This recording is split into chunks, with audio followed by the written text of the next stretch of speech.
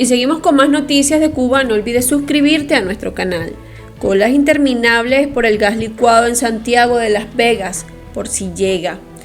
Así es la realidad diaria en Cuba, donde la incertidumbre y la espera interminable se han convertido en rutina. Una nueva imagen que circula desde Santiago de Las Vegas muestra a decenas de personas formando largas colas solo por si entra el gas licuado. Esta situación, lejos de ser un hecho aislado, es reflejo de una crisis que afecta a todo el país. El desabastecimiento de gas licuado esencial para cocinar golpea con fuerza a las familias cubanas. No se trata de un fallo puntual ni de un problema logístico específico, sino de una crisis estructural originada en la mala gestión del régimen, la corrupción y la falta de voluntad política para garantizar las necesidades básicas del pueblo. El sistema de distribución está colapsado, las plantas procesadoras no tienen la capacidad necesaria, los cilindros se encuentran deteriorados y los precios, aunque subsidiados en el papel, terminan forzando a muchas familias a recurrir a alternativas peligrosas como la leña, el carbón o resistencias eléctricas artesanales, poniendo en riesgo su salud y su seguridad. Este fenómeno no es exclusivo de Santiago de Las Vegas. Escenas similares se repiten en Santa Clara, Holguín, Sacti Espíritu y en varios municipios de La Habana, donde los días sin reparto se acumulan y las familias se ven obligadas a improvisar. Cada semana esperamos a que llegue el gas, pero a veces pasan más de 15 días sin reparto, relata una madre de 3 niños en Santa Clara. La consecuencia directa es el retorno forzoso a métodos de cocción que parecían superados con un grave impacto ambiental en la calidad de vida. Todo se repite: colas interminables, desinformación, revendedores amparados por el silencio oficial y un pueblo que, en lugar de vivir con dignidad, resiste con resignación. En municipios de Holguín, por ejemplo, los propios vecinos han comenzado a organizarse para controlar las colas y evitar conflictos, una muestra más de la desesperación cotidiana. El gas licuado, que antes se consideraba un producto básico garantizado, se ha convertido en un símbolo más del colapso del sistema, mientras la cúpula castrista mantiene sus privilegios y comodidades. La mayoría del pueblo cubano hace largas colas simplemente para poder hervir un arroz. La crisis del gas no solo desnuda el fracaso económico, sino también la falta de empatía de un gobierno que convierte la supervivencia diaria en un ejercicio de resistencia. Continuamos con esta directa. No olvides suscribirte a nuestro canal.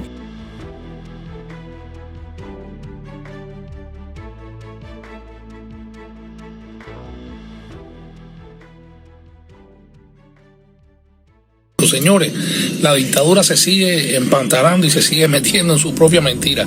Resulta que en el último podcast desde la presidencia del títere dictatorial Miguel Díaz-Canel, donde invitó a la presidenta de Telsa y a otro funcionario más del Ministerio de Comunicaciones, simple y llanamente esta mujer dijo que mensualmente 8 millones de usuarios tienen el servicio de internet, o sea, acceden al servicio de internet a través de la red de Telsa, que eso les está trayendo un problema. Pero mire, esos 8 millones, por 1.000 pesos como mínimo que pongan las personas para recargar su servicio celular, lo estoy poniendo como mínimo. Hay personas que gastan muchísimo más para recargar su celular mensualmente para poder tener servicio de internet. Estamos hablando de 8.000 millones de pesos. 8.000 millones de pesos que si lo divides entre 360 pesos por cada dólar en el mercado informal, no en el mercado castrista, en el mercado informal estaríamos hablando de unos 22.200.000 dólares mensuales que recibe Telsa nada más por el concepto de servicio celular. Esto es sin contar otros servicios que brinde Telsa. ¿A dónde va a parar tanto dinero, señores? Ese dinero, ¿en qué lo revierten? Que ahora mismo tienen déficit y no tienen liquidez para poder comprar el equipamiento y lo necesario para seguir manteniendo, según ellos, el servicio de internet. Y por eso es que acuden a ese paquetazo que ha sido la gota que ha colmado la copa ya de las necesidades y de las carencias del pueblo. Y la juventud fue la primera que dio el paso al frente, pero todo el mundo se ve afectado, porque si estamos hablando de 8 millones de usuarios, estamos hablando de prácticamente todo el pueblo de Cuba. O sea, todo el pueblo cubano en estos momentos está afectado. ¿Saben qué pasa? Que esos 22.200.000 dólares mensuales que reciben nada más poniendo a 1.000 pesos por cada usuario que accede al servicio de internet dentro de Cuba, se usa ¿para qué? Para mantener a Manolito, el hijastro de Díaz-Canel, que siga estudiando en una de las mejores escuelas universidades, ¿no?, de España, para que sigan los hijos y los nietos de los miembros de la cúpula dictatorial disfrutando de los privilegios y los placeres y los gustos y las vacaciones que no pueden hacer la mayoría de esos mismos jóvenes que hoy están protestando y que merecen todo el apoyo del resto de los cubanos de aquí, de allá y de acullá, porque son los que están alzando la voz por todas las miserias y todas las necesidades. La cosa no es solamente el internet, la cosa es el hambre, la cosa es los apagones, el problema está en la falta de medicamentos, en la infraestructura del país que está colapsada y en una dictadura que no tiene la solución para los problemas. Señores, si ustedes entran a podcast desde la presidencia de Díaz-Canel, a todos los últimos podcasts que ha hecho, la mayoría de las personas, incluso personas que se identifican y se consideran como revolucionarios, o sea, como adeptos a ese régimen opresor, le están criticando la dictadura, están criticando la figura del títere dictatorial, que es el que está dando la cara entre la cúpula militar castrista por la ineficiencia.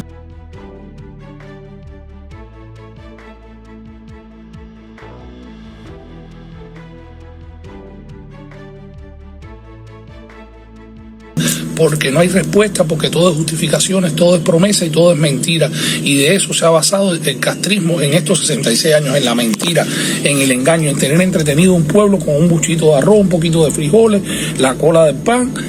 todo por dosis, todo por drops, gotas, discúlpenme, todo dosificado para que el pueblo siga dependiendo de ese ente superior que es el régimen castrista y para que lo sigan reprimiendo, para que lo sigan vigilando, para que lo sigan condenando a la miseria, al hambre y a todas las carencias y todas las desgracias en las que el régimen dictatorial tiene condenado al pueblo cubano. Pero el pueblo cubano tiene que tener un despertar,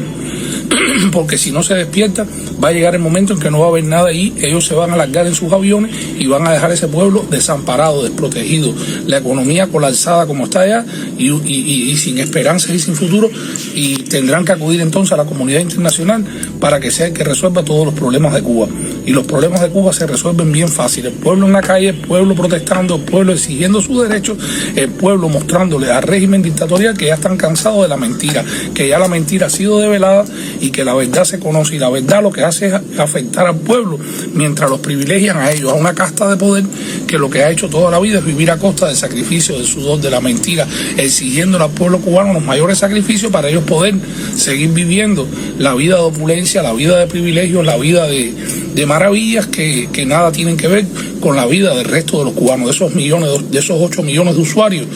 que mensualmente tienen que abonar ETELSA una cifra catastrófica por un servicio de internet de los más pésimos del mundo, y a pesar de eso le están exigiendo que paguen aún mucho más para seguirlos vigilando, para seguirlos censurando, para seguirle abusando, ¿no?, de este caso del cliente, ¿no? Porque es un cliente que le están dando un servicio, una empresa de telecomunicaciones, pero que al final detrás de esa empresa de telecomunicaciones lo que hay una pila de sanguijuelas con estrellas y con barras y con hierbas y con medallas y con un historial de represión, un historial de abuso, un historial en contra del pueblo cubano. Y simple y llanamente ya el pueblo está cansado, el pueblo tiene que llegar al punto de decir basta, hasta aquí hemos llegado y a partir de ahora esto tiene que desaparecer, porque el castrismo no es la solución, el castrismo es el problema para todos los males del pueblo cubano desde el 1 de enero de 1959. Ahora en horas de la mañana también me entero, ¿no?, de la penosa noticia de la muerte de Changuito, el bailero de los Bambán, el hombre que tanta gloria dio, el hombre que ganó Grammy junto con los Bambán, pero el hombre que al final, en el ocaso de sus días, fue abandonado por la dictadura castrista, por las instituciones culturales, y su hijo tuvo que padecer un calvario para poder conseguirle cada medicamento, cada alimento, cada necesidad de Changuito, en el ocaso de sus días, quien falleció a los 77 años y no 76, como dicen las instituciones del régimen, si nos guiamos por lo que dice su biografía en las redes sociales, en Google y demás, pues había nacido el 18 de enero del año 1948, si sumamos la fecha, murió con 77 años, no como ha dicho el Instituto Cubano de la Música, el Ministerio de Cultura, los dirigentes del régimen dictatorial, que ahora se dan golpes de pecho y dicen que lo sienten y que en paz descansen.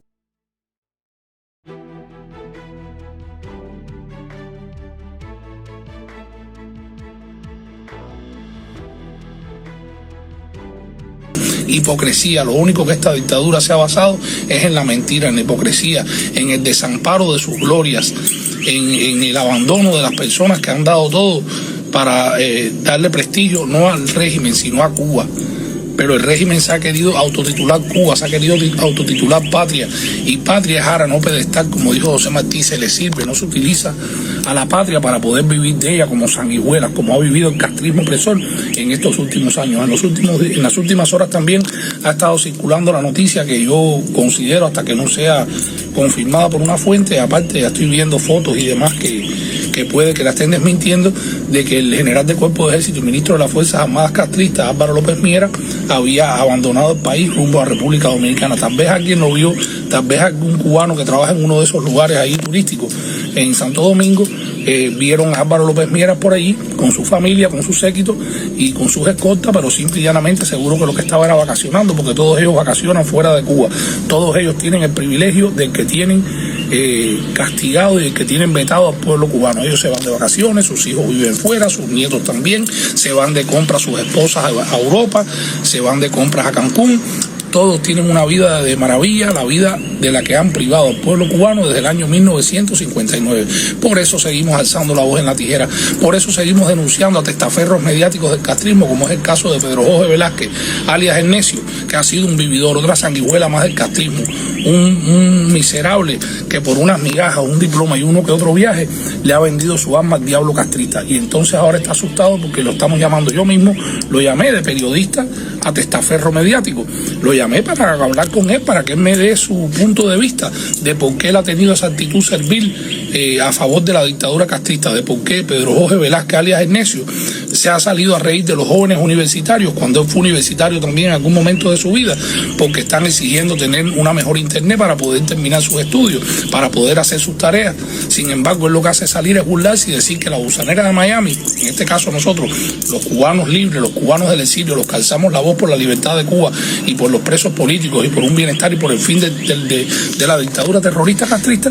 que tenemos que pagarle a la familia. Y este es el juego de nunca acabar por esos tipos como Pedro Jorge Velázquez, este despreciable, que viaja alrededor del mundo dando una imagen distorsionada de la realidad de Cuba, de lo que es la verdadera dictadura opresora, genocida, castrista a la que él sirve. Tenemos que descaracterizarlo, tenemos que señalarlo y tenemos que recordarle que él no cabe en el avión dictatorial el día que ese régimen opresor se caiga y los miembros de la cúpula de primera línea que tienen aviones y tienen medios de cómo salir de ahí con todos los robados se van a largar. Pero él no cabe ahí, él va a quedar y ya todo el mundo sabe dónde vive, todo el mundo tiene su teléfono, porque el mismo régimen es el que se encarga de descaracterizar y de sacar a la luz pública a esos testaferros para dejarlos de entretenimiento, mientras ellos recogen maletas y se largan, y están a punto de hacerlo. Ellos o cambian, que no lo van a hacer, o van a perecer. El pueblo cubano le va a pasar la cuenta al castrismo, porque como decía mi abuelo, no hay mal que dure 100 años, ni cuerpo que lo resista. También estuve viendo por ahí, después se lo voy a